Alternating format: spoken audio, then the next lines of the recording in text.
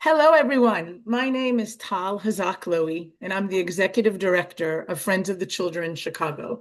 I'm absolutely thrilled that you all chose to spend half an hour with us this afternoon.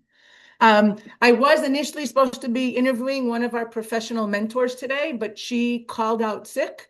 And so we're very fortunate to have Phalon Carpenter, our program director, with us here today.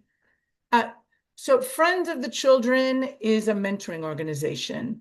I'd like to say that we're a mentoring organization on steroids. There's many things that make us unique. It's who we serve. We serve the families that are facing the most challenging lives. We start working with children when they're in kindergarten, and we make a 12 and a half year, no matter what, commitment to staying by that family side. I can tell a good story, but hearing from the people that actually do the work is much more profound. So I am absolutely delighted to have with me here today Phalon Carpenter.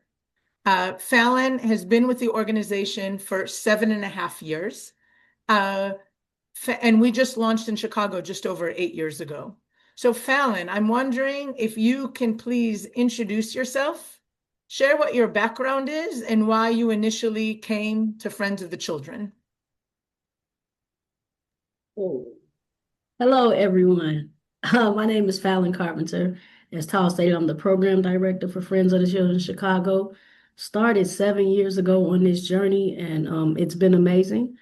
My background is actually in juvenile justice. That's what I went to school for. That's what I wanted to do. I thought I wanted to be a probation officer, lawyer, and all those things that's involved in juvenile justice. But I worked at the juvenile detention center, and I had an opportunity to work with young men who were charged as adults for the crimes they allegedly committed. So I was able to spend a lot of time with them because they spent a lot of time with us. And just working with them, they were saying like, if someone cared about me, if my mom would have came to my game, if somebody would have showed up, I might not be here. So when I'm doing activities and workshops with them, I'm learning about them and I'm seeing so much potential. And I'm like, this is not it. It has to be something different. So I'm like, I got to change fields. I don't know what I want to do, but I have to make an impact with children some type of way because it wasn't working in detention. The recidivism rate was just too high. And when I saw Friends of the Children, I was like, this is it. It was like that little light bulb that goes like, this is where you're supposed to be. Um, and I learned about the organization, the mission, and I was sold. I was like, this is it. This is where I'm supposed to be. And I started as a mentor.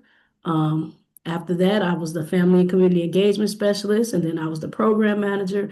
Now I'm the program director. So I've done so much in the organization, wearing a lot of different hats, but it's been worth the journey. Um, I'm where I'm supposed to be. This is my purpose. And I'm fortunate enough to be allowed to walk in my purpose. And it means so much to me being in this organization and doing the work that we do. It's so special.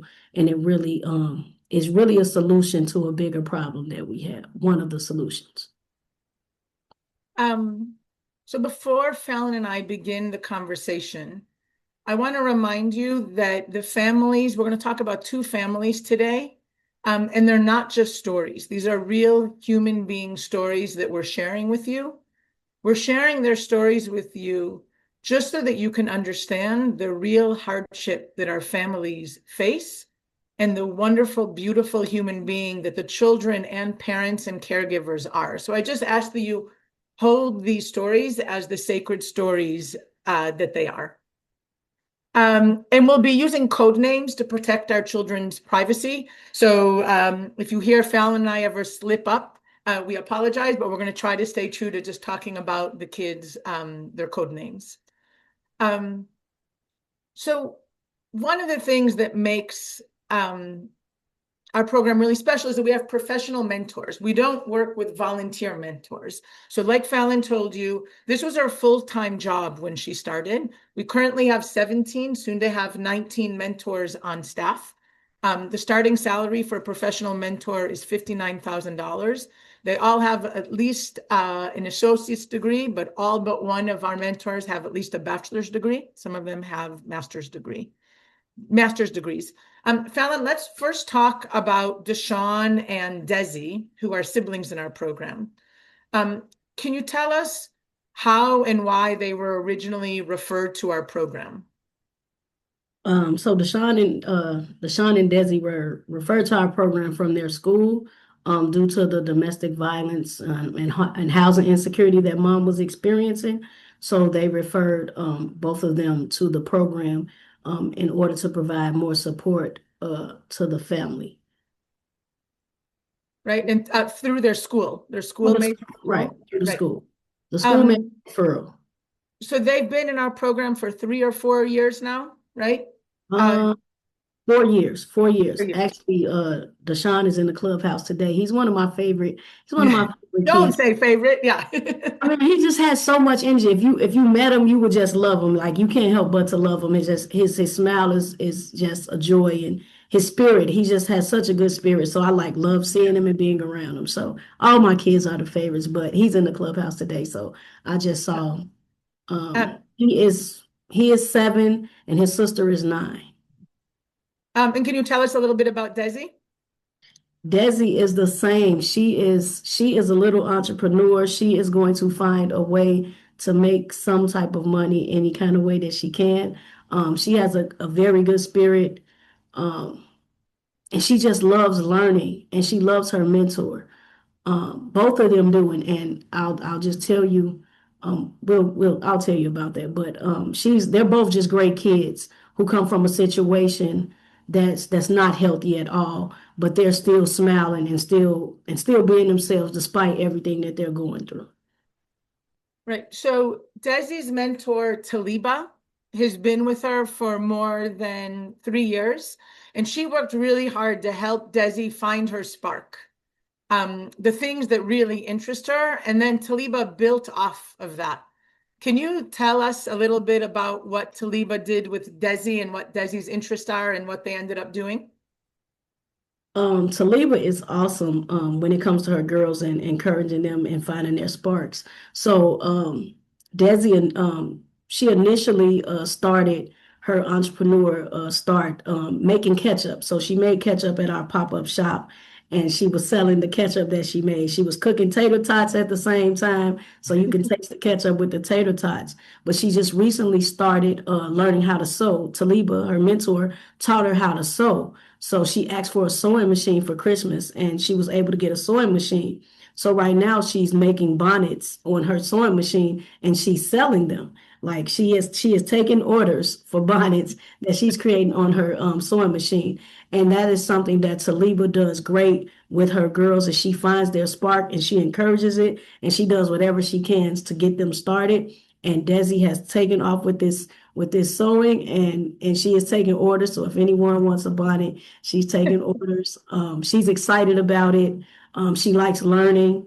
Um, and it's just been great to see just her spirit and like she's like, I want to make money, but I want to do it the way I want to do it. So she's found her passion in sewing and she still has some ketchup. She got a different color ketchup that she created. So she's very creative and her mentor allows her that space to be creative and helps her, pours in her so that she's able to do those things. So I'm excited. I want to see what the bonnets look like. I know she's been working hard on them, so we'll see what happens. And Deshaun loves his mentor, Bobby. He's also been with him for the whole time that he's been in the program. Um, what have you seen in that relationship and their interactions together?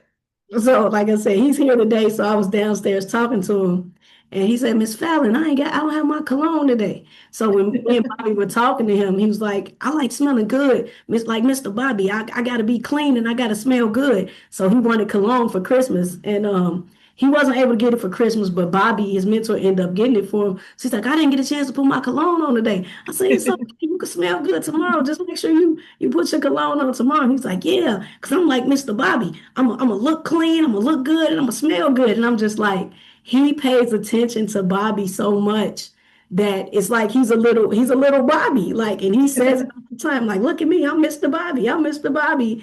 And it just speaks to the relationship that Bobby has built with him and the trust that he has with Mr. Bobby. Um, and he just like follows him, like, and Bobby takes that very seriously, like the way he presents and how he role models for his boys is unmatched. Like all of his boys, at some point in the day, if they're coming, they're Mr. Bobby. Like they might have the same shoes on, and it's not intentional. It just happens that way. And then it's like, yeah, me and Mr. Bobby got the same shoes. I'm Mr. Bobby today. But it's just like he is so intentional with his boys that they understand and they trust him. And the relationship he have with them is awesome. And Deshaun loves him so much. And when I see them together, it's like magic. And Bobby intentionally works with him. He struggles with reading, and Bobby has been his biggest champion with helping him with his reading. And he had a video where he was excited about learning how to read. We'll Um, share that video with everyone. Yeah. and Bobby was just really a big part of that. Um, and it just speaks to the relationships that him and Taliba has built with Deshaun and Desi. It's beautiful to see because you can see the growth in them, you can see the trust that they have, you can see how much they love their mentors and how much they appreciate being in the space with them and how much their mentors appreciate being with them and the intentionality. So they're like the coolest kids. They're some of the coolest kids. Um, Most other programs are siloed. So they're programs that like work on one thing. Like we do art with kids, or we help them with their academics, or we help them with A, B, or C. Um, we do everything. We are there to support our kids. And I would say that first and foremost, we're there to help our children with their physical and emotional well-being. So if Desi or Deshaun come to our clubhouse or when they meet up with their mentor and they're dysregulated, meaning they're feeling very emotional or upset about something, that's what they're going to work with to validate them, to say, I see that you're feeling really sad. What can we do to help make you feel better? So we always first start with regulating their emotions. We help them find their sparks, like we talked about what Taliba's doing with Desi. But we also help with literacy development and general academic growth. Um, our mentors, we also have an education specialist on staff, and our family community engagement specialist make sure that our kids get the academic support that they need, because sometimes our schools aren't doing everything for our kids like they're legally obligated to. So I'm wondering, Phalon, if you can share with us a little bit about how we've helped. You talked a little bit about how we helped Desi, like he was with us the first time that he realized that he could like decode a word and to start to read. But how else have we helped them academically to make sure they got the support that they need? So we know that Bobby brought it to our attention and Taliba that they have some academic struggles. So we were able to get them tested. We did neuropsychological exams for them with who did they test with? They tested with Dr. Valentina LLC. She's one of our partners.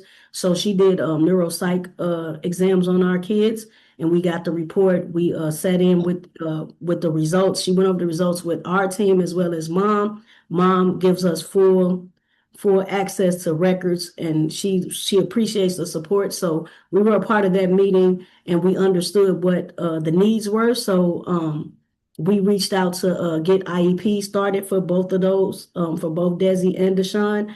I actually sent the email to the teacher and the social worker and the principal requesting the IEP. The mom was CC'd on it as well as the mentors, and they responded to the email. So we're in the process of getting them IEPs.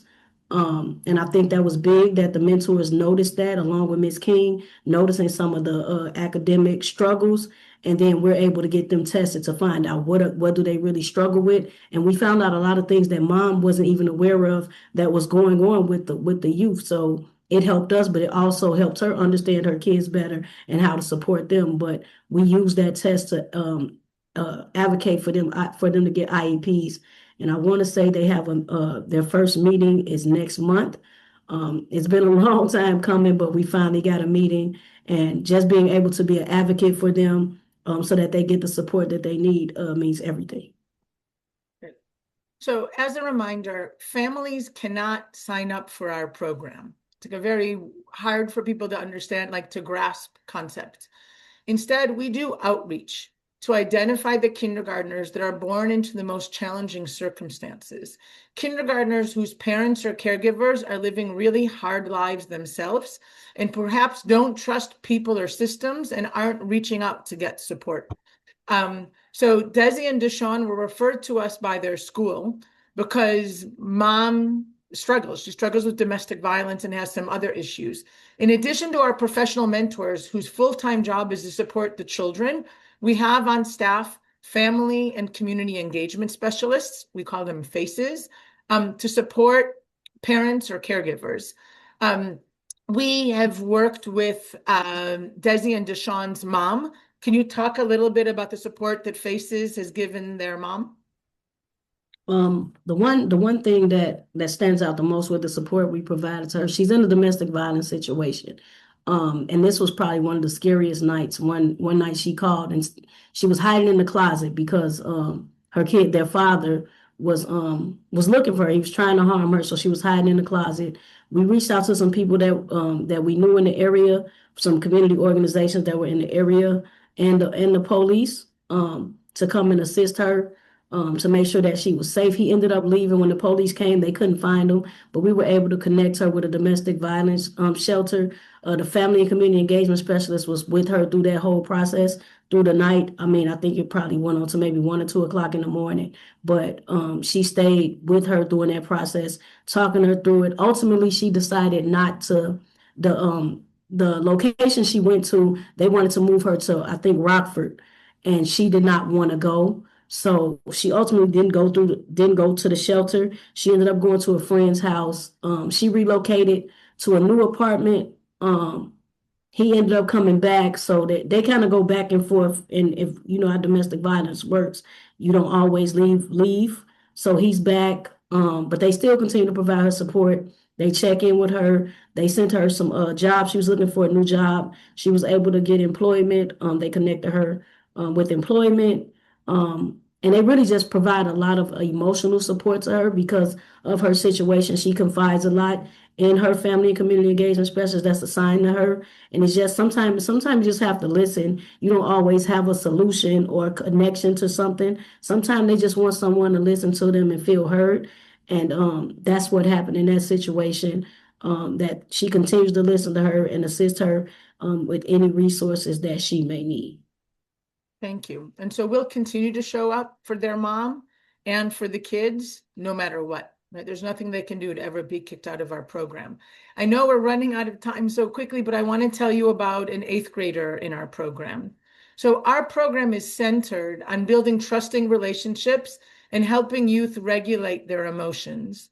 The photo that you see on your left is a moment when Carmen was in kindergarten. And she'd get really angry during class, and that's her mentor talking to her to try to get her to teach her to talk through her feelings. Phalon, can you just talk sort of quickly about why it's important that we start with kids when they're in kindergarten and why we start talking about their emotions when they're in kindergarten? Yeah, I think with this situation with Carmen, it's really important to help our young kids identify their emotions and how to help them regulate when they experience certain emotions, helping them regulate, but also identify ways that they can respond differently. Because when we're talking about Carmen, she's been angry since kindergarten and she's in 8th grade now and she still is angry. But she's done a very good job now of expressing how she feels. She does a lot of writing, so she journals a lot about her feelings, and her mentor is working with her on how to better express her anger. And I think that's one of the important things that we can take from this situation with Carmen. Like she's been with us, she's one of our very first kids in the program, and she's still with us today, and she still has the anger issues. But not only is she in therapy now, but she's also learned how to identify how she feels, and she's learning how to um, choose different ways to express those emotions. And she didn't have that at first. And I've seen her. She's actually in the clubhouse today too. Yeah. And I told her she was put in a situation last week with our Empowered group. Her and a girl in a group. They don't get along. They literally switch schools because of their situation. And the girl was kind of like antagonizing her, and she ignored everything. She stayed focused. And I told her I was so proud of her because I remember if this would have been 2 years ago, it probably would have been a fight. She would have exploded and it would have been different. But she has grown so much with managing her emotions. And that is a testament to her mentor who has really been working with her to help her identify her emotions and how to put that energy somewhere else. She's into cooking, she's working on a cookbook, she likes writing, so she's writing poetry. She's finding different outlets to express herself, and that is the biggest reason why what we do is so important because we expose her to those things and giving her those outlets to be able to manage her emotions that she may not have gotten if she wouldn't have had the support. And like I said, she's here today, and I was so happy to see her. And she's just smiling, and I know her story. I know the struggle she's been through, and to see her smiling, and for her to start to understand that everything doesn't deserve a reaction. Every action doesn't deserve a reaction. So and So that's she's something working that on a she's big been. art project with her mentor in the playroom right now. So Carmen, like all of the children in our program, was born into very challenging circumstances. She was taken away from her mom when she was 8 months old, Fallon, right? When she, 4 months. She was huh? 4 months, the baby. She was 4 months. 4 months old. She's being raised by her grandmother that has several other kids in the household. Her mother still has two of her siblings, and she really wants to be with her mom, but she can't be with her mom. Grandma is stretched very thin. She also has a daughter at home that has cerebral palsy. Um, Yes. and grandma has struggles to stay regulated, to stay calm. And so often will have not healthy outbursts against Carmen. Um, Carmen then at home, she responds with anger and outbursts as well. Um, Grandma, when she gets sick of her and doesn't want her anymore, puts her into a mental health hospital called Garfield. Where does she send Dr. Parker and Hargrove. She's been to both of them. her? So And they're not great places. And so we are working with grandma. Grandma, we used to have grandma in therapy. Grandma no longer wants to go in therapy. But can you just talk about and Carmen isn't in school right now because she's been kicked out of two schools. Can you just talk about what we're doing and how we're trying to support Carmen right now? So we're really just trying to find out what the situation is. Grandma's kind of very dysregulated, so sometimes she can't communicate what's going on. She's overwhelmed. So I reached out to the caseworker at CPS to find out what's going on. What is the plan for getting Carmen back in school? They made a referral to a school that I don't think is like really a good school. So we're working on getting Carmen tested, doing a neuropsych test for her as well, just to identify the struggles, and hopefully we can use that to advocate for her a better IEP and get her into a school that's going to be supportive of the needs that she has. So we're working with the school to do that. She's also in therapy, and we're trying to get her into Mercy Home just to give them some separation from each other because they're exploding with each other, and give grandma time to get regulated, so that they can communicate. Because I think it's a big communication issue with them. They don't listen when they get to a certain level. They're not listening to each other. Grandmother's older. She's stressed out. So it's like, let's give her a break and they can work individually on in therapy. And then Mercy Home has a requirement that you do family therapy. So it's like giving them resources to help put her in the best situation that's going to benefit her and not stress the youth out or continue to stress grandma out. So we're just exploring different options for them to help support them in this transition. And so we partner with other organizations. We don't have any illusions that we can work with a family and help address all of their problems. Our secret sauce are trusting, non-judgmental relationships. Mercy Home is an amazing partner organization, but in order to go into the program, the child has to agree, and the parent or caregiver has to agree, and has to agree to participate in family counseling. Many of our families automatically don't want to go. They feel like it's a pipeline to prison program, don't trust it, and don't want to go into the program. But Fallon, our family and community engagement specialists. Those are our staff people that work with parents and caregivers that build strong relationships with them. They trust us. And then we tell them, we trust this organization and we vetted this organization. We know they do good work. We're going to stay in touch with you. So that's what we're doing right now to try to help Carmen and her grandma so that grandma doesn't put her into an in-hospital program that has not been doing her well, because Carmen just wants a lot of love. I just got sent directly one message. Someone asked if we ever work with therapists. The one thing that I'll say before I ask Phalon about, just to explain about how we work with therapists, our professional mentors and our program staff and our family community engagement specialists are not therapists, but our work is therapeutic. The way that we show up, the way that we consistently show up, no judgment, no matter what, it's a therapeutic program. But Phalon, very quickly, because we're almost running out of time, can you just talk about therapy and how that works? So we partner with actually four different organizations to provide therapy for our kids. So the therapists provide therapy for our kids, our caregivers, and our staff. We have in-house therapy for the children, and then virtual therapy for caregivers. If the caregivers want to come in person, they can. And our staff does virtual therapy.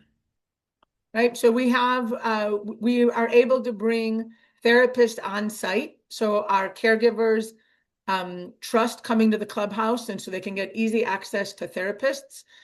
If a therapist sees a parent or caregiver or child in our program, they will charge Medicaid, and our staff will make sure to sign up the families for Medicaid.